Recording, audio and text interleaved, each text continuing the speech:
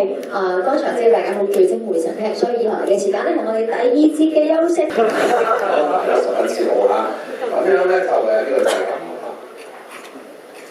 咁有黃醫生翻，即係多謝你請我啦。呢個講緊數字啫，即係其實我見到係真係越嚟越多人有嘅嚇。咁不如我喺我有啲公立醫院嗰度起門診啊，係啦，成日都有嘅喎，後生嘅有年紀大都有啦。咁我診所自己我有個診所喺東環，佢成日都有啲會快嚟揾我嘅喎，發覺有啲問題，因為我個 case 都分享一下有啲咁嘅情況嚇。咁就我想講食嘢咧，你去飲食啦，你食翻落去咧，其實咧對你嘅身體搞到你條腸咧係十分之重要。有啲咩腸嘅病啊，成日當然基因係佔好大原因啦。但係如果基因即係就算再好，你飲食係好唔健康嘅話咧，會出現好多關乎腸胃嘅疾病啊，不單止係有 IBD 啦嚇。咁所以記住咧，嗱，呢個第一個方就係咧飲食咧要小心，今餐就算啦。原來咁嘅喎，睇啲研究講呢個我哋個公器私同埋 ulcerative colitis 啦，即係過兩病啦。有邊啲飲食係咧？好多研究都講嗰啲地中海飲食啦、healthy eating 啦呢啲都會係幫到手嘅嚇。唔加工嘅食物啦，反之而咧發炎加工啊、魚肉類嘅太多蛋白質啦，呢啲其實就唔係即係有啲研究太多。如果加工食物嘅話，梗係發炎食物加熱少啲嘅，我都會講下嘅。咁所以咧就即係講嚟講去都係我今日唔會講到好仔細，不過同你分享啲我成日都見到嘅要點啦，希望可以最尾有少少問題時間，亦都可以問我。好，咁喺飲食上面咧，不論你係恢復緊啦，或者係你病緊嗰陣時啦，或者做手術之前、做手術之後咧，而家嗰啲研究都十分之重要喎嚇。如果有唔夠營養去做一啲手術，或者係發病嗰陣時大量營養唔足夠，蛋白質情況本身唔足夠咧，其實咧佢嗰個即係我哋恢復嘅能力咧，時間咧係會差嘅。咁所以咧就記得啦，如果有咁嘅情況咧，最好同醫生商量下，會唔會我哋揾多營養師去幫你睇睇啊？咁一般醫院嘅公立醫院或者私家醫院咧，都係有營養師啦，去識得做一啲IBD 嘅飲食治療嘅。不過呢個係一個比較複雜啲嘅治療，咁一定要揾到即係識得做嘅同事去睇啦。唔該，喂，原來點解會營養不良咧？你哋都明白啦嚇，咁食嘢都食得唔好啦，係嘛？營養會流失啦、屙嘔啦，係啊，咁你仲有啲即係炎症嘅即係其實喺炎症咧，身體需要多啲營養嘅，係發緊炎啦嚇，身體多啲營養去打嗰個炎症嘅嚇，咁營養吸收得唔好啦，藥物治療啦，做手術都會影響到。原來咧好多人咧尤其是後遺症啦嚇，咁好大嘅情況人咧會出現營養不良50%以上嘅。咁如果係營養不良嘅IBD 嘅人咧，其實佢原來睇翻咧，我哋多啲要睇醫生嘅喎，咁住院時間長啲啊，藥物要多啲啊，咁呢啲都我哋都唔想影響到生活質素差啲呢個情況，所以營養係即係一個其中一個好輔助嘅角色，尤其是喺 IBD 病，不論佢喺康復啊、病發啊或者手術前後。呢個腸嗰度咧就好理佢啦。我睇下你睇，點解係咪佢人？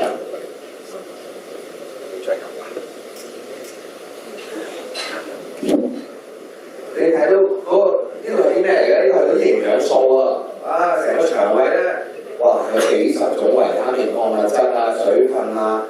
咁你可以試下想下，如果條腸係唔舒服嘅、發炎嘅，你會影響到幾多營養吸收啦？尤其是原來咧我哋可能試嘅話咧，佢營養吸收咧好多時出現咧，我哋叫做營養不足呢啲病人咧好多時會出現啲營養不良問題咁我哋營養師會話呢個如果係有時吸收咩唔到營養小腸大腸吸收唔到啲咩營養，咁我哋要知㗎嘛。如果你成條腸入面咧都幾難可以吸收到足夠嘅營養喎。咁營養需求咧就簡單啲，可能你哋呢咁簡單咧你撳下 AI 就好啦。一啲複雜啲咧，你唔好亂撳 AI 佢嘅治療咧一定會有啲原因就話俾你聽點解。營養需要咁原來咧最基本咧揾翻一啲即係啲文獻都要25至30卡路里嘅公斤，即係一個50公斤嘅男仔都要1500卡路里。咁當然啦，你睇下佢係咪真係口食到？醫生係俾緊咩餐佢最緊要嚇？如果係咪要低渣餐啦，定係要緊即係全我哋叫全腸內營養啦，定係有啲好甚至乎係要用我哋嘅腸內營養啦嚇。咁我哋都可以幫個患者咧提高佢嘅熱量，到佢所需，等佢咧可以應付炎症同埋家族康復、應付手術咁樣嘅。蛋白質啊，頭先張醫生同我講喂，要食好多，唔係嘅嚇。而家講好多蛋白質嘅係呃人嘅，我諗大把講佢係呃人嘅，唔會聽講嚇。1.2至1.5公斤黑1公斤就夠㗎啦嚇。係咯，蛋白質嘅幫襯係負擔好長嚇。咁要做到呢個咧就唔係難嘅。當然我哋要用啲營養治療嘅方案啦，或者營養補充劑去幫助，唔係淨係蛋白粉啊，蛋白粉都冇用㗎嚇。咁水分就一定要夠1.5升到2升咁仲有啲其他嘢，例如綜合維他命啊呢啲嘢就即係本身傾下需要用啦。咁咧，但係咧，全部嘅患者咧，我哋都希望咧就有做到一個營養不良篩選啦。其實咧，有呢啲我哋叫 screening 即係有時咧你唔 check 咧，你唔知道原來你營養差，你輕幾望或者胃口差咗，其實已經構成一啲中度以上嘅營養不良風險㗎啦。咁我哋亦都有冇水腫啊，有冇肌肉流失啊，係嘛？即係做完一次之後咧，可能隔幾個月3個月至半年要再做嗰啲營養不良嘅篩選。其實就篩選即係 screening， 即係 screen 下個人有冇事，有不良風險咧，就要再睇下營養師睇個營養不良嘅情況佢幾大。即係你唔好諗住你半年你輕咗4% 體重冇事，其實已經係一個即係象徵啦，話你出現到營養不良。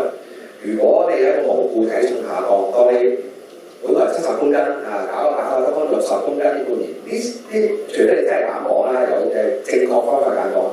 如果無故體重下降咧，你冇咗10公斤咧，你有2.5公斤係肌肉嚟嘅，都幾大件事，知唔知啊？即係5磅肌肉啦，你肌肉唔夠咧，你炎症更加差啲啦，你抵抗力啦，你代謝亦都會差啲啦，所以要好小心處理呢件事啊。好，咁香港用呢個好受注目刺激啦嚇，我哋叫 MST 或者 MUST 有好多嘅唔同嘅用法嘅。點解我會講呢兩個出嚟？因為香港嘅醫院咧，公立醫院43間公立醫院咧，都係用呢兩個嘅 MST 嘅 Nutrition Screening Tools 同埋 MUST。咁你可以同醫生啦或者營養師講咧，個病人得閒要做下呢啲啦。咁我哋好多唔同嘅部門做喎，唔係淨係搶即係 IBD 嘅病人都會做呢個篩選嘅方法嘅。咁好簡單，你就問佢呢條問題：係咪食嘢差咗？係咪輕咗？咁當然有啲專業嘅護士去幫你評估啦。如果係有咁嘅問題咧，就可能佢嘅中度營養不良風險嗰個要開始就揾醫生望一望嘅咯。呢個第二個有幾間醫院嚟嘅，安樂西同埋新界西嗰啲醫院用呢個喎。呢個就詳盡啲啊，問下你個 BMI 啦，即係體重指標啦，係咪過輕啦？睇下你有冇即係落磅跌磅同埋咧有冇機會食唔到嘅5日之前之後食唔到嘅都會構成一個營養不良風險。咁你吊嗰啲 IV 唔算啦，但係吊腸內營養就算嘅，嗰啲我哋叫 TPN 就算嘅食嘢嘅。咁如果你發覺有2樣以上輕咗減少肌肉脂肪流失積水原來呢度2樣以上咧都構成嘅，即係要營養不良嘅情況啦。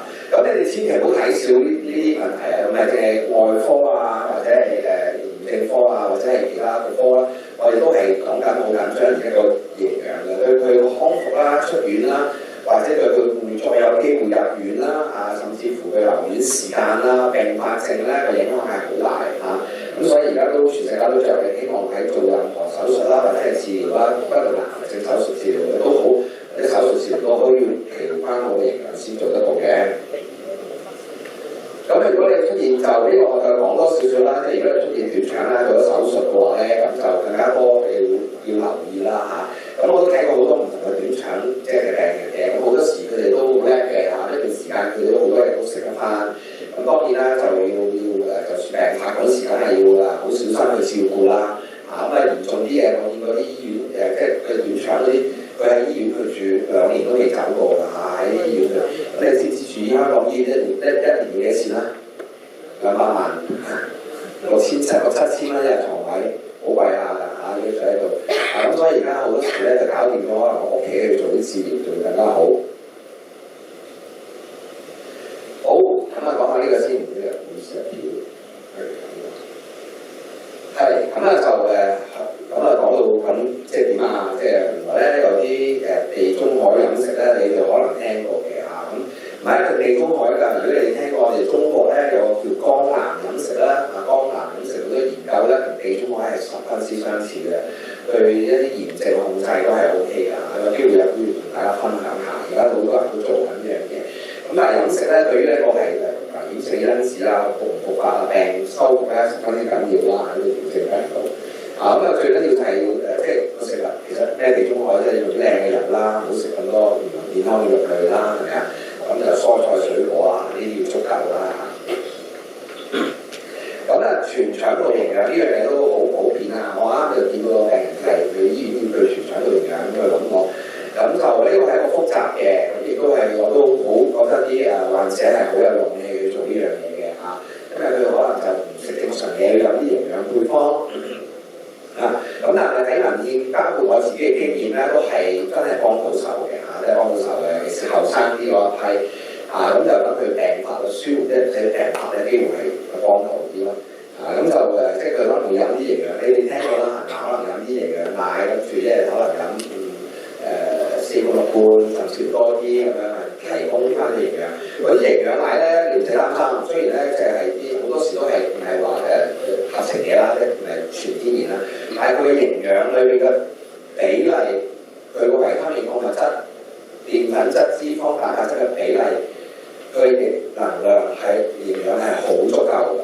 我咁講，如果佢食到足夠嘅份量嘅話，佢營養好過個班均衡程度、足夠程度好過在座每一位人士嘅嚇。如果係食得啱嘅份量，咁但係咧就最緊要咧就揾個營養師跟進一下，因為點解咧？即係呢樣嘢都係複雜嘅，有時翻到去可能唔食買咗翻去，咁就其實好多方法去用第啲配方咁就再幫我諗。同埋咧，我想話咧，呢個係一個好忙嘅 slide 俾你睇下。點解要揾營養師咧？呢個廠有6、7隻、7、8隻，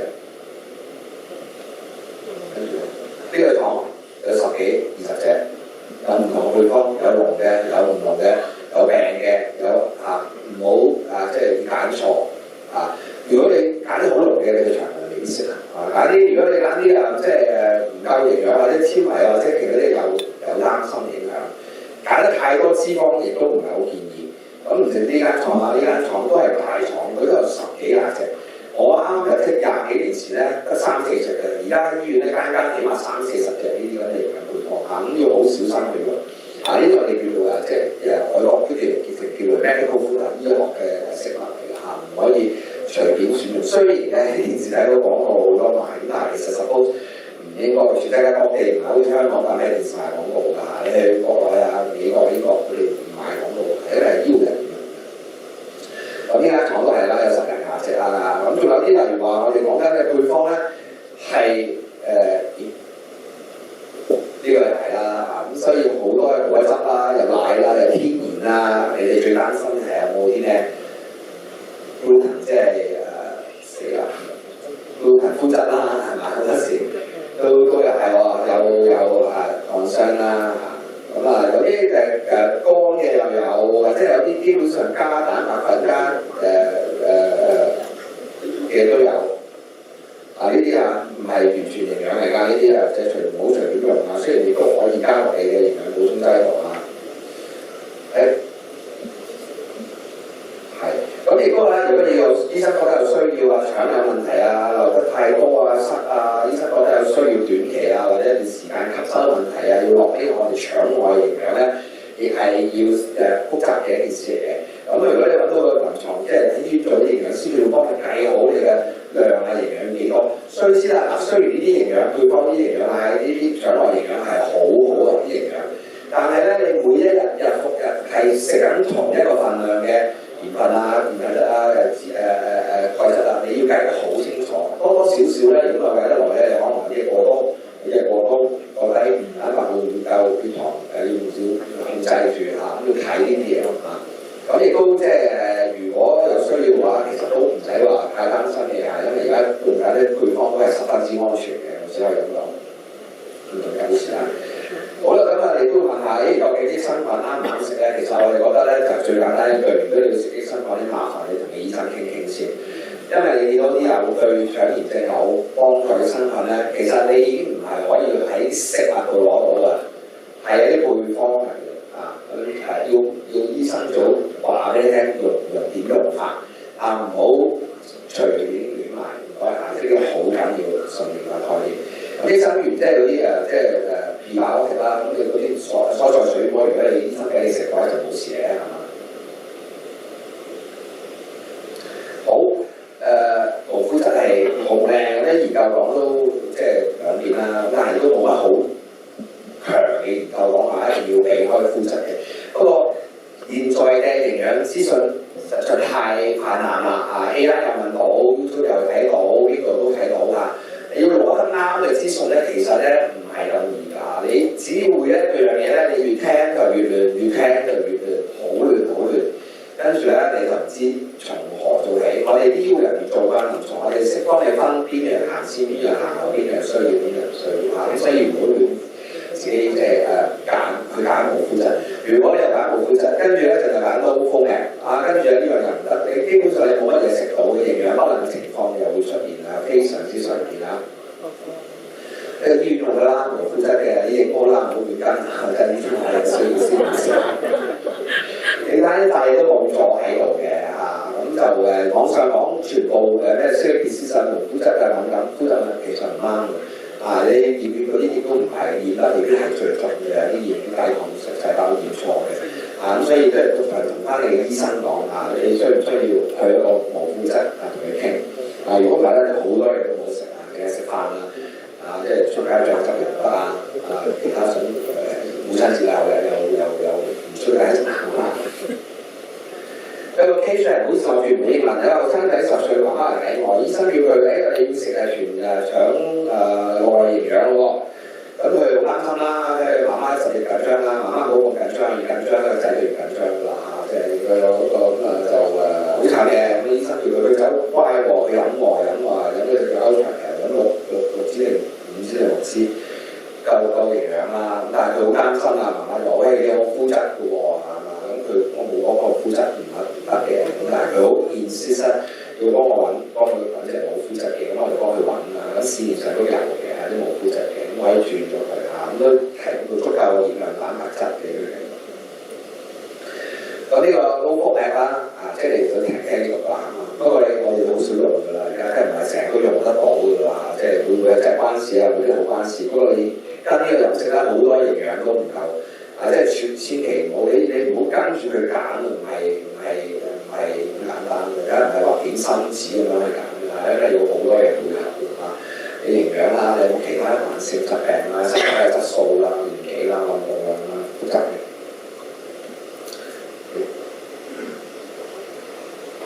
咁都唔係好多研究support嘅，咁但係即係如果你覺得食完係舒服啲嘅話，都可以幫手嘅，都可以試下。一個就一個你去醫院攞個low FODMAP嘅單，其實你都幾驚，好多嘢大部分都唔食得嚇。咁同埋你係咪病翻病緊啊？係康復嘅時候要避免咧。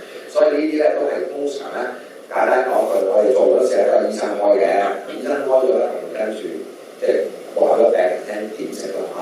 如果唔係就好唔抵㗎啦。你頭先食嗰啲嘢全部都中晒。有啲人話食好多蛋白質，我講過啦，蛋白質其實唔好嘅喎，即係佢一陣會講到點解咧，即係叫肝功能會受損啦，腎功能都會負擔好重啦。而家市面上超高蛋白質嘅講法係100%、200%錯嚇，我見到太多病人出現呢個問題啊，咁就即係唔需要咁高嘅嚇，亦都會即係蛋白質過多，炎症指數都會高啲嘅喎，你知唔知啊？就算係食蛋白質過多都係唔得。咁你亦都記得補充維他命、礦物質啦。呢個都係嘅，即係我哋有指引嘅，醫院有臨床指引嘅，營養師都有嘅。咁但係咧，我哋通常咧都會同我哋嘅醫生啦去傾啦。如果喺喺私家，我哋會可能打個電話或者WhatsApp問醫生佢可唔可以咁做啦。因為咧唔同嘅營養補充劑咧係唔係可以亂買嘅，我冇亦都唔係可以亂食嘅。因為咧食得多會第一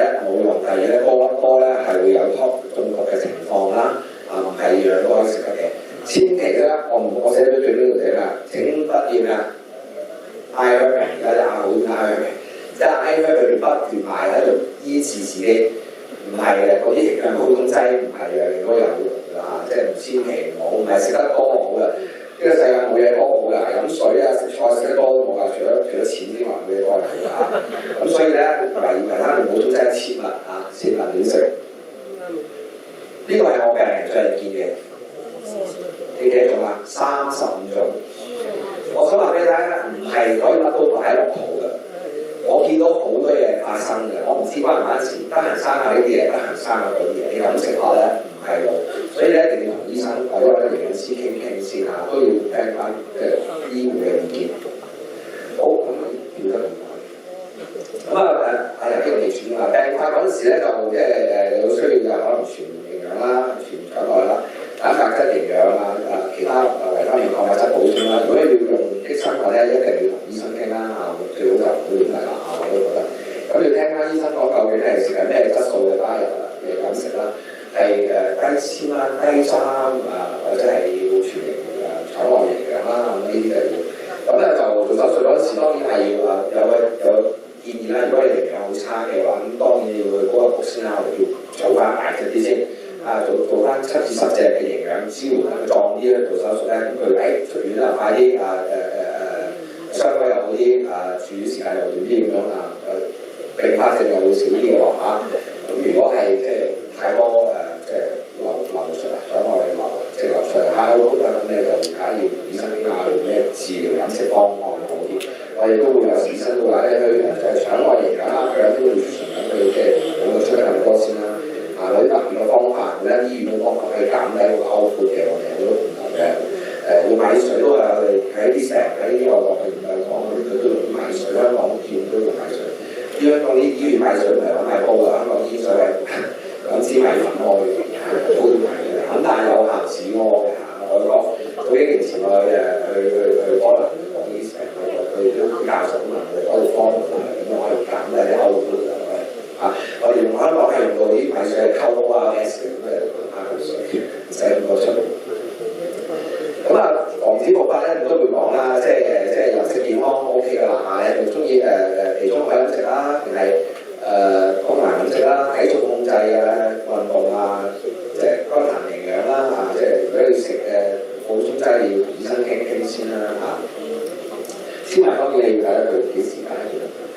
喺個 prevention 裏邊即係如果你冇晒事啦，醫生俾你食翻啲纖維，咁其實反而纖維咧對你嘅腸好可能有問題啦如果你病發緊，你濕濕地或者突然間要低纖啦可能要低渣餐啦，但係低渣餐唔係代表唔食得菜嘅，肉瓜都食得嘅，低渣餐就嘅咧同低即係理論上係低渣餐。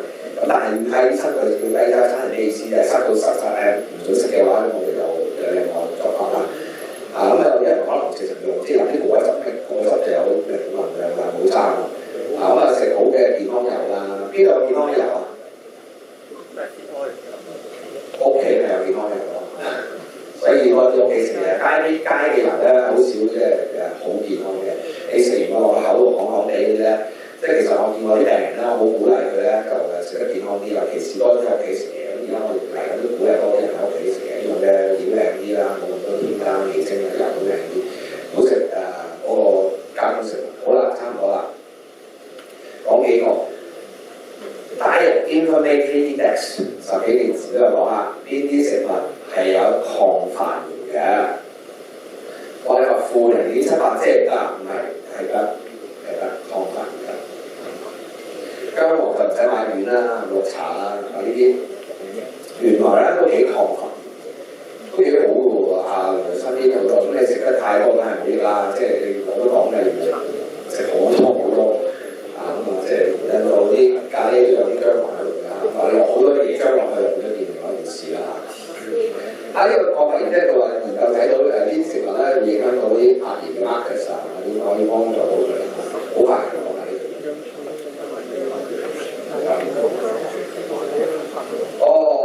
膳食纖維原來我就冇你嘅即係啲耳黃同埋喺水果、蔬菜、莓呢啲類嗰啲原來係好抗氧㗎。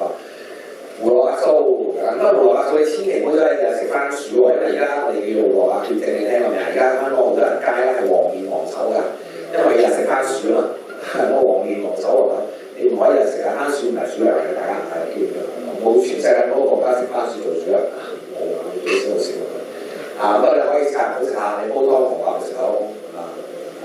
咁啊，維他命 D 啦，即係落去啦，都係一啲好啲酒都有啲效果，功能啲人啊，好多唔好嘅。脂肪單元不飽和脂肪遮飛嗰啲油抗發炎咧，做嗰個唔係好錯。咁呢度就更加啦。唔好喎，呢啲淨係唔好喎，太多就唔好啦。都講過啦，講到明飽和脂肪、反式脂肪係發炎啦，你仲要食有條酥雞皮係嘛，仲要食即食麵係嘛，仲要食即係少啲啦，冇真就算啦，係時數嘅嘢啦。咁原來咧好多食物咧，你哋要睇下。我哋成日講啊，即係喺電視啊、上節目講嗰啲唔係吹水啦，即係啲即係研究啊，可以真係確實㗎。未必吹下就補充劑，冇補充劑冇問題啊，就有少量，太多啊。咁啊，呢個中意啦，即係都係嗰句啦，有好多資訊俾你睇啦、參考。但係如果你真係去設計個餐單咧，真係揾個營養師，唔好 AI 啦，唔該。AI 咧，佢係俾啲好基本嘅資料嚟，我都用咗好耐，我諗用到3成到啦，啲資料係有6、7成我都會身體好。同埋 AI 咧，佢關心你嘅，佢會醫治你冇心咁跳嘅，冇乜感情。所以咧，你要做一個啱嘅營養師，啱你咧就揾個營養師幫你放啦。如果 AI 嗰啲係嗰啲我咁搞嘢咯，你要資源嘅質素，你揾個營養師幫你監製啦。咁咧，我今日嘅分享咧就到呢度啦。咁多謝大家啦，多謝各位。都有請嚟到，咁最後一個部分咧，我哋同樣都會睇有冇現場嘅朋友有關於剛才我哋嘅主題，想有一啲自己嘅問題或者身邊嘅問題想問嘅咧，可以舉手發問。記得後方有女士舉手啦，請發問。咁我哋嘅職場可唔可以咧做咪嘅？呢度做咪啊！有記住一樣嘢，我成日聽到啲咧健康係啦，做咪其實係健康，不過係在於一般健康嘅人士嚟講選擇係，如果你有唔同嘅病況咧，麻煩咧，你真係要同醫生傾一傾先。唔同階段咧係可以食或者唔可以食嘅。咁所以咧，你個人嘅問題就睇下你個係咪即係而家都恢復晒啦，好正常啦。咁我都講，如果你好正常，你食翻正常嘅水果蔬菜啊、五穀類係有啲嘅，係有幫助嘅。咁糙米係好好㗎，佢有纖維，有好多維他命有實喺度㗎，係好㗎。不過你醫生睇先啦，同埋醫生睇先最緊要。唔好自己亂試。好，多謝丁博士嘅解答。我哋仲可以問到一題嘅問題，睇下丁博士想邀請我哋嘅朋友去解答。發問，我哋有請朋友啱啱剛才見到你緊接舉手。頭先你有提過話一啲抗炎嘅飲食，咁咁因為我有印象，我前試過咧，有人同我講話唔知話。咁就因為我即係大家食物咁有陣時喺飲食上邊咧，就即係都受啲唔知揾落嗰啲嘢啦。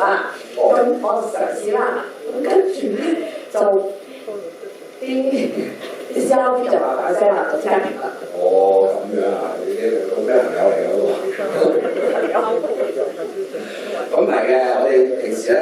嗱，呢個好嘅問題嚟嘅。我哋講抗發炎嘅飲食咧係食翻正常嘅嘢，我絕對唔鼓勵咧用好重嘅補充劑，或者將啲嘢咧好濃縮，即係你揸杯咧5青6青揸杯咧，唔係好啱我哋嘅。不如你食翻你食翻牛啊雞蛋啦，煲湯又食咗牛啊佢啦，又或者你食兩個調味品咁多小粉咁唔知點解咧？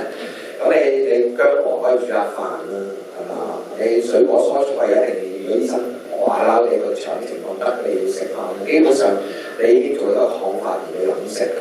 咁當然啦，頭先我講嘅啲好發炎嗰啲唔好食太多，你都要記住啦。一定係啲加工啊、油炸啊、炸雞炸魚啊、全部即係嗰啲啦。咁就即係唔好意思啦，你食咗但係 OK 啦，唔好諗佢啦，下餐少啲啦。就係咁樣咯。好多我知道咧，都仲可以問多一題咁，係冇邊位朋友？我見到何方先生想發問，有請。丁博士，我想問下咧，我食咗呢個低渣餐，好長時間2年幾㗎啦。咁長時間食落去對營養會有咩影響咧？雞渣餐咧最主要第一冇咗纖維啦，但係第二樣咧就好多佢哋嘅營養素都冇咗嘅。你好似啲雞渣咧，你菜啦，或者係啲難搞啲嘅生果啦，甚至乎啲肉類啊，有某些肉類咧，你都可能要避免啦。咁但係雞渣餐咧，唔代表唔可以唔需要攝取唔到纖維嘅，因為好多食物咧雞渣咧都可以提供纖維，水果都得嘅。你唔愛皮，好多水果都食得啦，唔愛核，係咪？咁但係要視乎翻你雞渣餐醫生係想點雞渣，係咪因為塞咗啊，定係咩驚佢再塞啊？呢個問題好緊要。咁但係纖維都分兩種㗎嘛，有時我哋會依家嘅唔夠纖維咧，我哋可能會落啲水溶性嘅纖維粉啦，水溶性纖維就冇咁容易會即係基本上唔夠講都係放心去用啦咁所以你睇下你缺乏咗啲咩營養啦咁同埋有時係醫生即係佢其實我都聽佢講啦，即係如果佢話要你食嘅話，咁你可能要你跟一個營養師同你傾下，你有啲咩營養會缺乏咗啦因為都如果時間耐嘅話都有啲影響嘅。纖維粉都可以用得，不過水溶性纖維唔好自己亂買啦唔好自己亂買。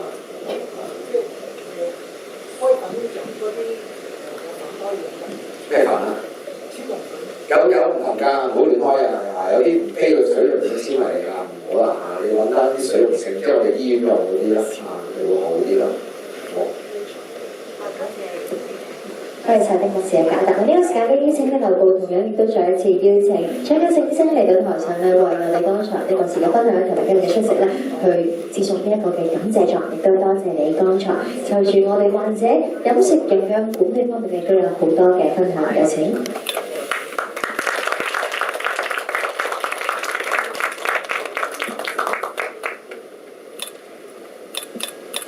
而話咁快咧，我哋就完成咗全部嘅分享環節啦。喺度咧，先邀請丁博士到台下位置就座，都有請張醫生留步㗎。喺最後嘅環節，我哋希望咧有請我哋主席張家勝醫生為我哋今日嘅活動做一個嘅總結，將時間交俾你，有請。非常感謝大家到最後一刻啊，都仲係咁多人喺度啦。咁我估我哋大家同意就今日嘅呢個event就非常之成功啦。咁同埋嗰個演講嗰啲內容咧，亦都非常之豐富多元化，同埋都係大家各位病友最關心嘅問題啦。咁所以就非常之感謝大家，亦都希望下一年咧，我哋都會再喺5月再舉行呢個 talk 嘅。咁下一年因為係我哋應該係30週年，所以應該會再盛大啲啊！希望可以去而家再搞得更加有意義啊！希望到時大家繼續積極參加我哋個呢個 event。唔該晒。我哋都再一次代表我哋主辦單位同埋協辦單位咧，多謝大家出席。咁香港